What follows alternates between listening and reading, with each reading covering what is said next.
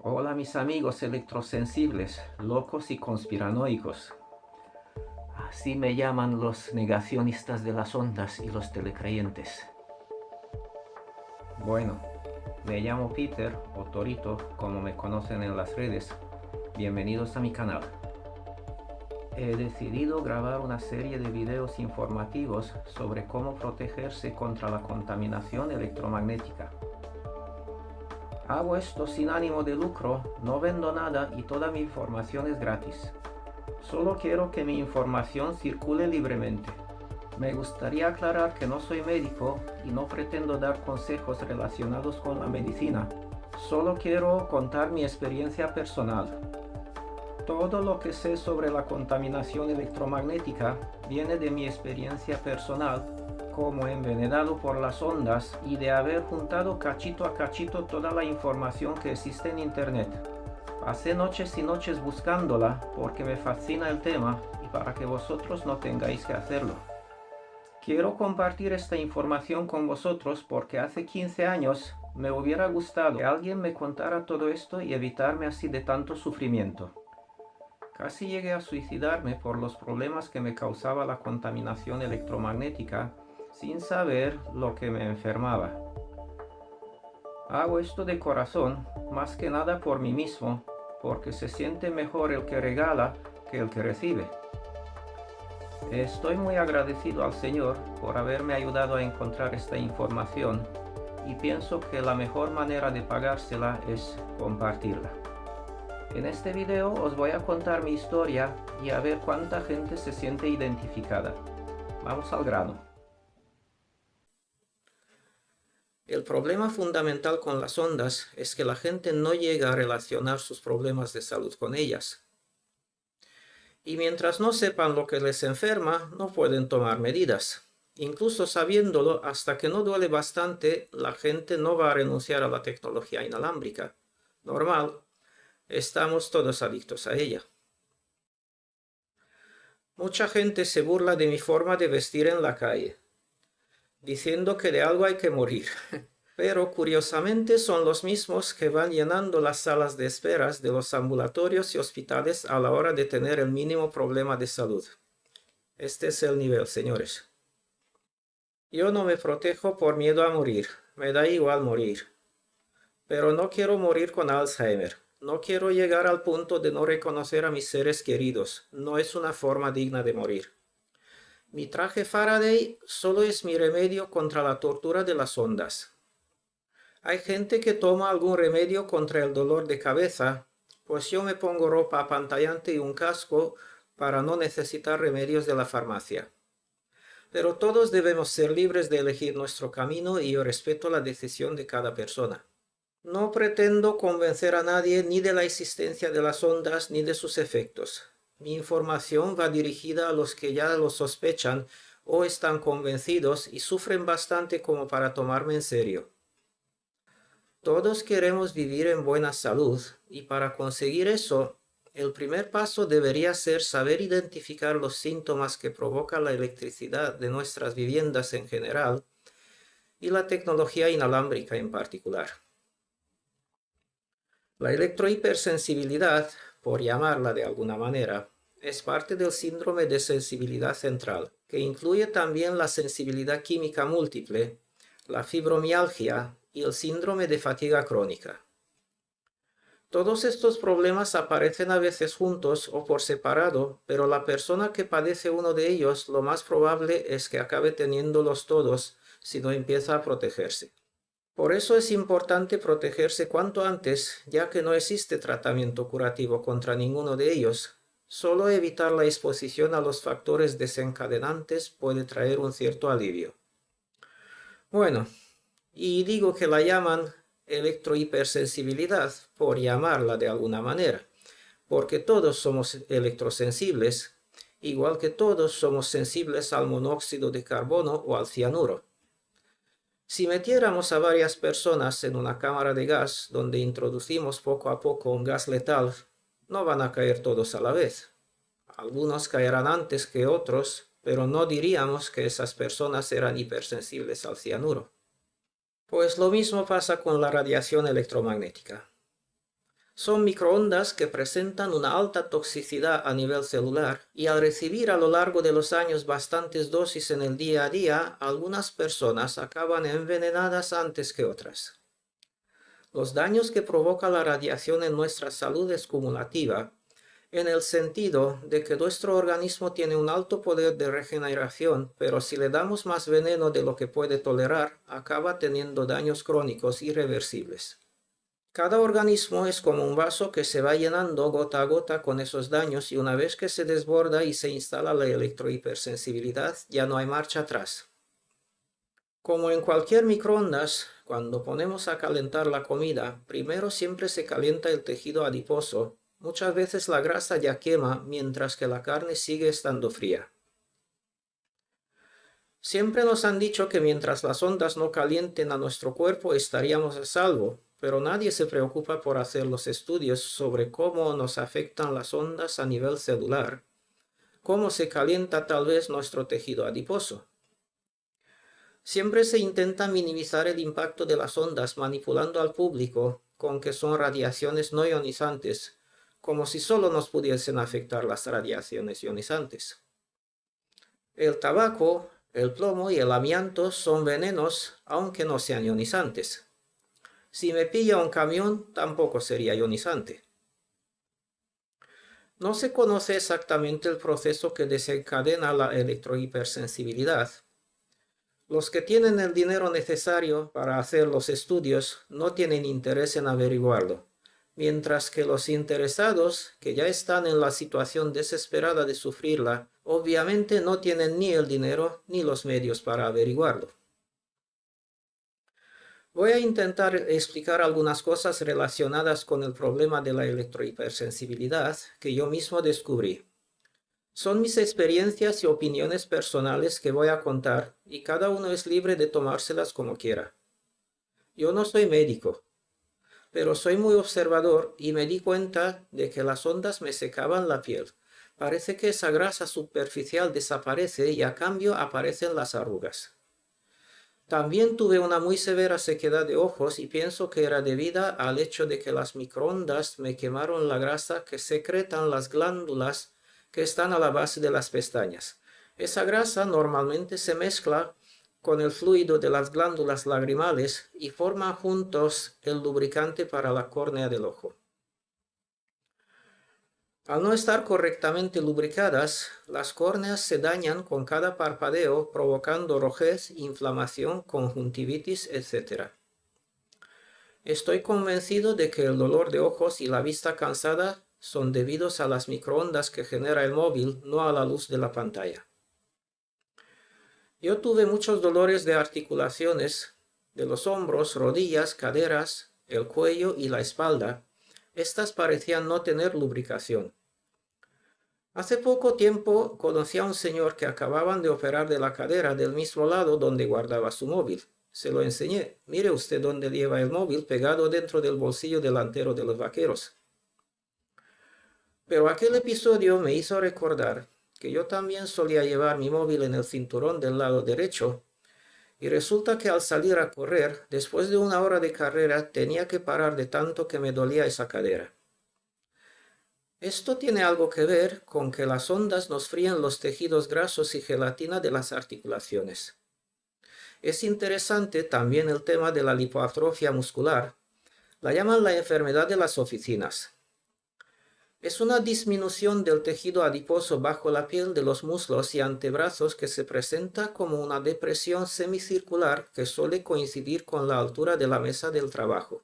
Como con todo el resto de los síntomas de las ondas, las causas son supuestamente desconocidas, pero una de las hipótesis formuladas son los campos electromagnéticos generados por el ordenador, impresora o cableado eléctrico.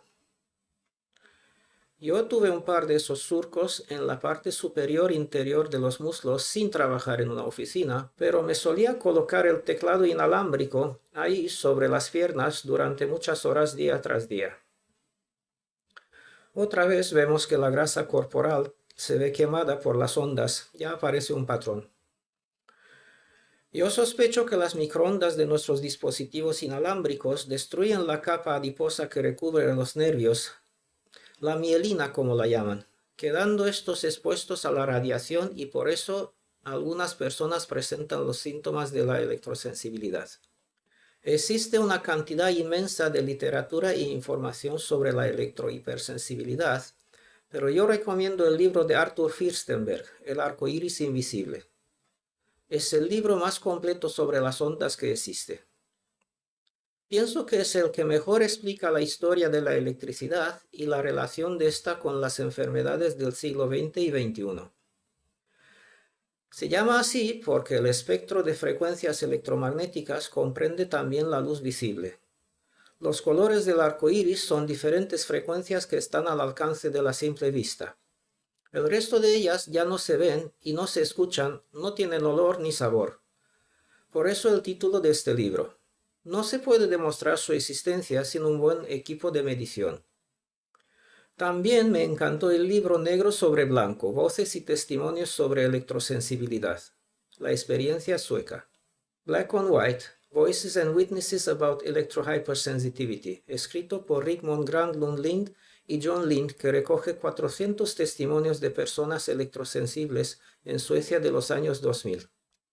Cada una de ellas cuenta un poco su historia sobre cómo se volvieron electrohipersensibles, cuáles fueron los factores desencadenantes, cómo descubrieron lo que les enfermaba y qué medidas tomaron para mejorar su situación. Me impactó mucho el libro de Gunilla Landberg, Obligados a desconectarse, Forced to Disconnect, sobre refugiados electrosensibles en Suecia que vivían hace ya 20 años en el bosque a 20 grados bajo cero sin poder siquiera usar una estufa de leña. Debido a su sensibilidad química múltiple, no pueden tolerar el olor a humo. Lo que más me llamó la atención es que la electrohipersensibilidad no solo viene causada por las ondas de telefonía móvil o del wifi, sino por la electricidad que tenemos en nuestras viviendas o en el trabajo. Los libros anteriormente mencionados recogen en detalle cómo la gente en Suecia se enfermaba ya antes de que existiera la telefonía móvil o la tecnología inalámbrica. Esa gente se enfermaba debido a los tubos fluorescentes que empezaban a reemplazar la iluminación de tipo bombillas incandescentes. También se enfermaba mucha gente por culpa de las antiguas pantallas de ordenador con tubo catódico. El Dr. Samuel Milham, en su libro Electricidad sucia, Dirty Electricity, cuenta de manera detallada la correlación entre la introducción de la electricidad en los pueblos y ciudades hace más de 100 años y la aparición de las enfermedades cardiovasculares, diabetes, leucemias y cáncer. Pero unas de las más famosas personas electrohipersensibles fueron Michael Faraday y Nikola Tesla. Ellos fueron los primeros en tener muchos de los síntomas de la electrosensibilidad, tal y como lo describen autores como Arthur Firstenberg en su libro El arco iris invisible y Cyril Smith en el libro El hombre electromagnético, Electromagnetic Man. Luego fueron los operadores de telégrafo, los militares operadores de radar y las operadoras de centralitas telefónicas que se solían enfermar. Gro Harlem Brundtland ocupó el cargo de primera ministra de Noruega, pero también fue directora general de la Organización Mundial de la Salud de 1998 a 2003.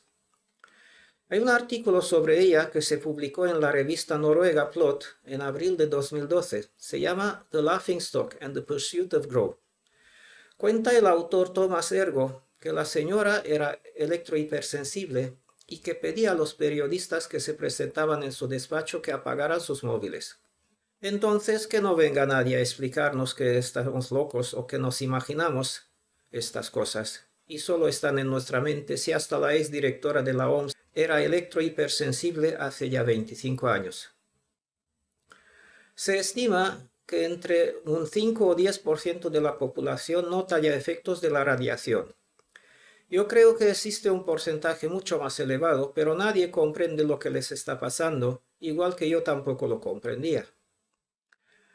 Entonces no hay constancia de esas personas, sobre todo nadie está interesado en este tipo de estadísticas. Bueno, os cuento. En mi caso, los problemas empezaron al ponerme mi primer router Wi-Fi y un teléfono inalámbrico DECT en la habitación donde dormía y pasaba todo mi tiempo libre, ya que vivía en un apartamento tipo estudio de 20 metros cuadrados.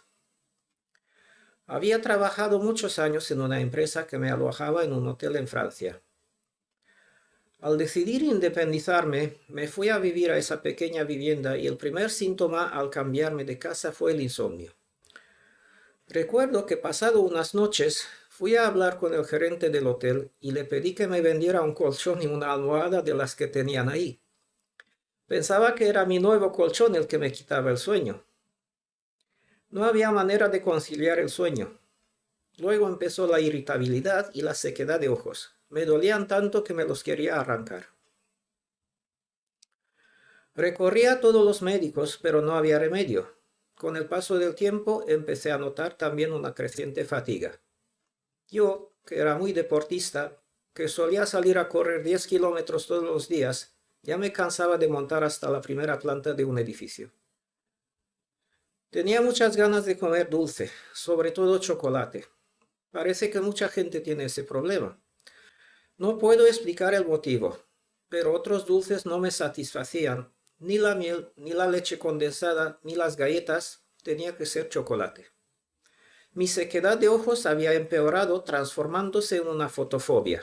Ya no soportaba la luz del día, no podía salir y vivía con las persianas bajadas para evitar la luz del sol. Esto porque la luz del sol también es radiación electromagnética. Una vez que nos sensibilizamos a la electricidad, también nos sensibilizamos a la luz del sol. En fin, solo salía de noche como el conde Drácula, pero no me alimentaba de sangre de vírgenes, sino de helado de chocolate, 1 litro cada noche y en poco tiempo engordé unos 20 kilos. Entre el insomnio, la fatiga constante, el dolor de ojos y el nerviosismo ya estaba muy quemado y acabé perdiendo mi trabajo, lo que fue una bendición, ya que me trasladé a España y salí de esa vivienda enferma donde había pasado 6 años de calvario. Me fui a vivir a Zaragoza ya que tenía familia ahí y me alojé durante un par de años en un hostal barato donde mi salud mejoró mucho. Resulta que no había wifi en las habitaciones. Seguía con la niebla mental, mareos y náuseas bastante débiles, pero estaba mucho mejor que antes. Las ganas de dulce casi se me quitaron. La sequedad de ojos ya no era tan atroz. Podía salir a disfrutar del buen clima de España. La vida era bella de nuevo. Pensaba que toda la mejora se debía a la falta de estrés del trabajo. Jamás me hubiera imaginado que se debía a la falta de tecnología inalámbrica, pero pronto las cosas volvieron a empeorar. Decidí dejar el hostal y alquilar un piso junto con mi mamá. Como todo el mundo, necesitaba internet y me puse un router wifi en el salón, menos mal que no en la zona de descanso, pero aún así, a partir de ahí mis anteriores síntomas empezaron a volver poco a poco. Solo podía dormir ingiriendo alcohol o fumando marihuana, ya que me cubrían los mareos y me aliviaban los dolores de cabeza.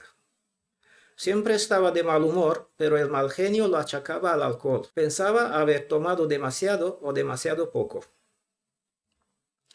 Me ponía especialmente rabioso cuando tenía hambre. Tienen una palabra en inglés para definir ese estado de ánimo. Hangry, que es una mezcla de hungry, que quiere decir hambriento, y angry, que quiere decir enfadado. Esto demuestra que no soy el único que sufría esos síntomas. Ya hay palabras que la definan.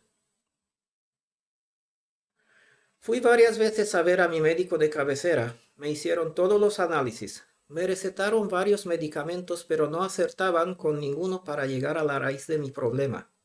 Hasta me mandaron llevar gafas, a ver si los mareos eran debidos al deterioro de mi vista. Ningún remedio me sirvió hasta que un día descubrí de casualidad el secreto, la exposición a las ondas. Había mucha teoría de conspiración en torno a la nueva tecnología de 5ª generación, y yo quería comprobar la verdad, así que me compré un medidor Safe & Sound Pro 2 para cazar antenas. Pero al tener ese medidor, me di cuenta de que mis dispositivos inalámbricos que tenía en casa generaban niveles de radiación muy por encima de las antenas de telefonía móvil. No pretendo que esas antenas sean muy saludables, pero solo representan una parte del problema. Mientras no tengáis una justo delante de la ventana, primero habría que buscar el problema en el interior de la vivienda. En cuanto apagué mis dispositivos inalámbricos, todos mis síntomas empezaron a desaparecer. Las ondas interfieren con todos los procesos a nivel celular. Os voy a hacer un listado de problemas que suelen causar las ondas. No es exhaustivo, ya que solo son los que tuve yo mismo y otras personas pueden tener otros síntomas parecidos o un poco diferentes, pero animo a todo el mundo a hacer memoria y un análisis de sus problemas de salud, a ver si les suenan algunos de estos síntomas o se sienten identificados. Se puede buscar en Google síntomas EHS o síntomas electrosensibilidad e investigar más síntomas relacionados. Los míos fueron los siguientes. Tenía muchas pesadillas. Insomnio. Despertar muchas veces por un pequeño ruido sin motivo aparente y no poder volver a conciliar el sueño. Pensaba ser demasiado inteligente y que por eso no conseguía dejar de pensar por la noche.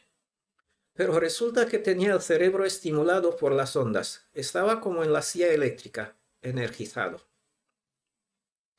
Las ondas provocan subidón de la adrenalina, provocando ese estado de fight or flight, luchar o huir, que es bueno en algún momento puntual si estamos en peligro, pero muy perjudicial a la larga. Tenía sequedad de ojos y de mucosas nasales y bucales. Fotosensibilidad. No soportaba la luz natural. Sequedad de piel, causando arrugas en la cara. Manchas de viejez en las manos con 40 años. Síntomas frecuentes de gripe y disnea, falta de aliento.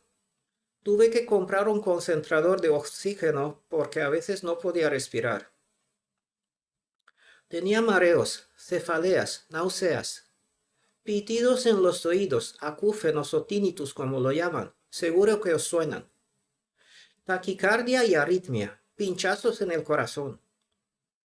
Irritabilidad, mal genio, cambios de humor. Depresión. No paraba de discutir por cualquier chorrada con mi mamá. Siempre regañaba a mi hijo y a mis perros. Tenía sustos y resaltos por cualquier ruido repentino al caerse algo al suelo. Sensibilidad a los ruidos fuertes. Ganas frecuentes de orinar. Vejiga nerviosa.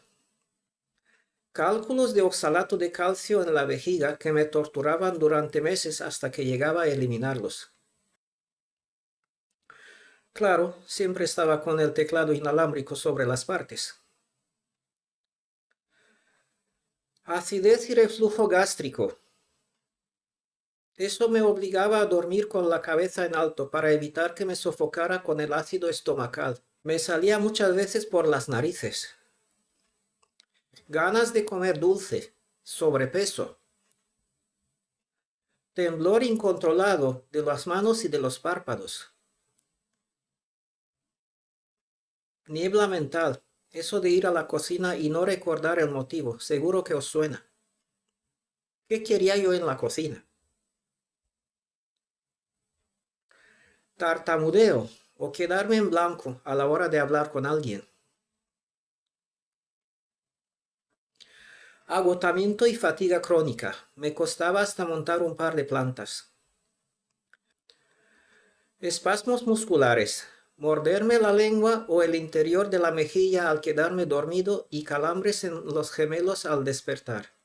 ¡Qué dolor a veces! Dolores articulares en los hombros, cuello, caderas y muñecas. Hacían ruido como las bisagras oxidadas de alguna puerta. Dolor de espalda y lumbalgia. Dolor de tiroides y voz ronca. Sensación de frío en la cintura. A menudo tenía episodios de lumbalgia y dolor de espalda. sensación de hormigueo en las extremidades. Se me dormían las piernas y los brazos. Picor y exceso de cerumen en los oídos, se me hacían tapones. Artrosis, rojez, picor, dolor e inflamación de las articulaciones de los meñiques. Mucha alergia a las picaduras de insectos.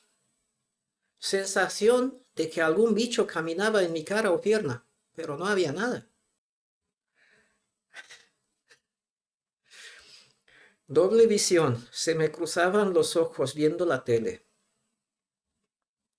Mi hijo tenía resaltos a la hora de quedarse dormido. Decía que le daba la impresión de que la cama se hundía con él. Él también tenía pesadillas, gritaba o hablaba en el sueño. Se sentaba mientras dormía, se daba la vuelta con la cabeza hacia los pies, incluso se bajaba de la cama y tuvo algún episodio de sonambulismo. También teníamos muchos episodios de gripe. Mis perros también lo pasaban mal. Siempre estaban mal de las tripas, se resfriaban, tenían legañas y conjuntivitis. El que dormía al lado del router tuvo un par de episodios de ojos rojos e hinchados. Había que llevarlos al veterinario cada 2 por 3. Al hacerme los análisis, tenía la tensión, azúcar y el colesterol bastante altos, pero nada fuera de lo común. Me hicieron hasta una endoscopia que no reveló nada de anormal, aparte de tener en el estómago la bacteria Helicobacter pylori. Resulta que todo el mundo la tiene, pero solo afecta a ciertas personas. Luego leí un estudio como que estas bacterias se activan al ser molestadas por las ondas y pueden atacar al anfitrión. Al prescindir de la tecnología inalámbrica, todos estos síntomas que tuve empezaron a desaparecer poco a poco. Algunos, como el insomnio, mejoraron desde la primera noche después de haber apagado todos mis dispositivos inalámbricos. Por fin, después de más de una década sin descansar bien, empecé a dormir como un bebé todas las noches. Pude dejar el alcohol y la marihuana. Ya no necesito esas cosas contra los dolores y el insomnio. Mi hijo y mis perros se calmaron. Desaparecieron sus problemas. Volvió a instaurarse la paz. Es irónico. El problema del insomnio está tan generalizado que ya existen hoteles que prometen una noche de descanso garantizado. Se está poniendo de moda el turismo del sueño y os animo a investigarlo en Google. Pero muy pocos ofrecen un entorno libre de tecnología inalámbrica, lo que realmente nos garantizaría el buen descanso prometido. Yo de momento solo conozco 2 establecimientos para personas electrohipersensibles o que quieren dormir bien y están en Francia, pero en el futuro el turismo del sueño se convertirá en un gran negocio con tanta gente que ya no puede dormir. Uno es el Hotel Le Pavillon Paris y el otro es el Hotel Domaine de la Briandais por si alguien viaja por esas zonas. El restaurante The Sacred en Zúrich, Suiza, ofrece un velo Faraday para sus clientes que quieren disfrutar de la comida en un entorno sin radiación. Supongo que las ondas me habían enfermado el páncreas. No regulaba bien la insulina y eso me provocaba ansiedad de comer dulce. Tenía la mala costumbre de levantarme del sofá a la 1 o 2 de la noche e ir al frigorífico a por la caja de helado y me ponía hasta arriba. Juraba que esa sería la última vez, pero la noche siguiente las ondas me volvían a mandar hacia la cocina. Después de unos 6 meses de haber apantallado mi vivienda, una noche me dio pereza levantarme del sofá para ir a buscar mi helado de chocolate. Qué curioso, lo dejaré para mañana, pensé. Pero las noches siguientes tampoco tuve ganas de dulce y al cabo de un año había perdido 20 kilos de peso sin hacer ningún tipo de dieta de manera consciente. Simplemente teniendo menos hambre y quitándome el azúcar que mi cuerpo ya no me pedía. Lo tengo comprobado, ya que ahora intento protegerme al 100%, si alguna vez absorbo radiación durante el día, esa noche ya me entran ganas de comer dulce. Se demostró en un estudio que la radiación emitida por los teléfonos móviles da como resultado un aumento significativo de la ingestión de alimentos, particularmente la ingesta de carbohidratos.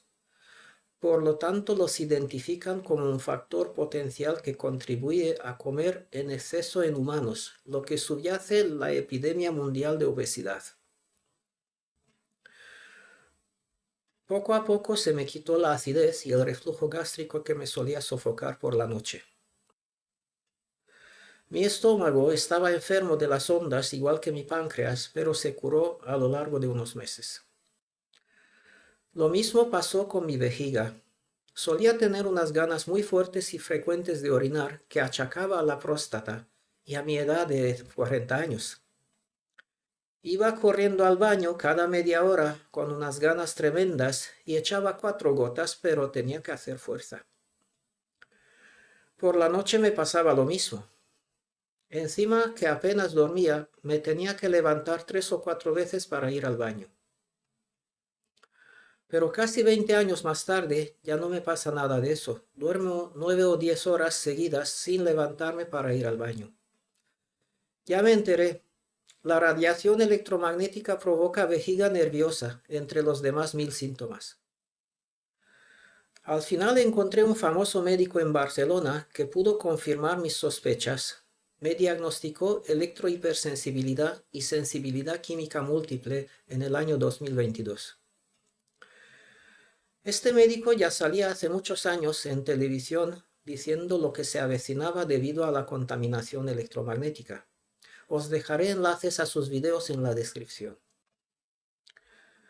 Si alguien sospecha ser electrohipersensible y necesita un diagnóstico, le recomiendo pedir cita con el Dr. Joaquín Fernández Solá del Hospital Clínico de Barcelona. Él conoce bien los síntomas y es muy competente. También tiene mucha empatía y buen corazón, no se va a burlar ni os va a mandar al psiquiatra. Hay que pedir la cita por teléfono sabiendo que suelen tardar un par de meses. La televisita no está disponible. El enlace para citaciones está aquí debajo en la descripción.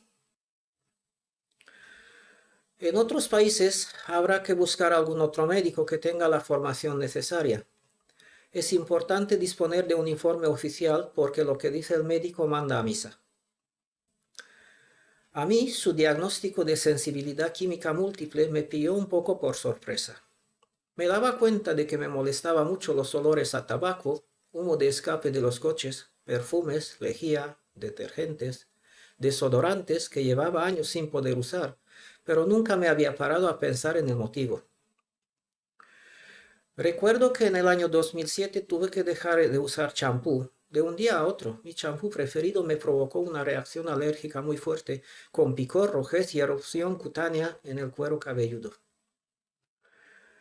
Gracias a Dios, mi sensibilidad química no es muy fuerte, pero tengo que vigilar mi entorno para evitar exposiciones innecesarias a productos alérgenos. Hoy en día he recuperado mi salud gracias al apantallamiento de la vivienda y evitando todo lo posible la exposición a las ondas.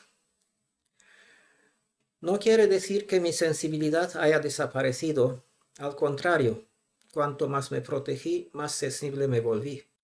Es como cualquier otro veneno. Por ejemplo, un alcohólico que se abstiene durante unos meses, luego se emborracha con un chupito. Yo, por ejemplo, llevo tanto tiempo sin tomar alcohol que hasta el licor de una chocolatina se me sube y me produce mareo. Lo mismo me pasa con el tabaco. Lo dejé en el 2001 y me mareo si noto su olor incluso de lejos. Igual me pasa con las ondas. Resulta que no solamente me afectan los dispositivos inalámbricos. Ya no puedo tocar ni una herramienta eléctrica durante más de unos minutos. La última vez que intenté planchar, se me paralizó la mano derecha. Fue como un calambre, no pude mover los dedos durante unos minutos. Menudo susto. Todos los problemas relacionados con el electromagnetismo vienen poco a poco al exponernos las 24 horas a la radiación de nuestros móviles y Wi-Fi durante años. Claro, luego nuestro organismo necesita varios meses para curarse y eso en un entorno libre de radiación que es bastante difícil de conseguir hoy en día en el mundo civilizado y universalmente conectado. Hay gente que tiene muchos de los síntomas anteriormente descritos, pero igual que yo, los achacan al trabajo, al estrés, a la familia, y a nadie se le ocurre pensar que un dispositivo tan inofensivo como un móvil o un par de auriculares Bluetooth le podrían provocar todo ese sufrimiento. Una vez que se instala la electrohipersensibilidad, ya no hay marcha atrás. Y muchos de los desafortunados desarrollan sensibilidad a todos los campos electromagnéticos, tanto de alta frecuencia del Wi-Fi como a los de baja frecuencia de la electricidad en general. Por eso le digo a mi hijo y a todo aquel que me quiera escuchar, que se protejan reduciendo su exposición a la radiación.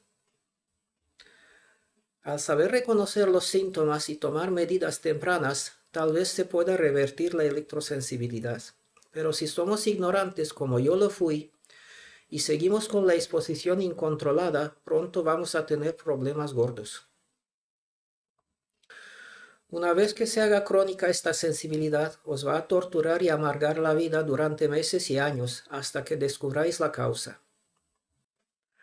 Luego llegará el momento que no podréis ya vivir en una ciudad, perderéis el trabajo, habrá que despedirse de la pareja, familia y amigos.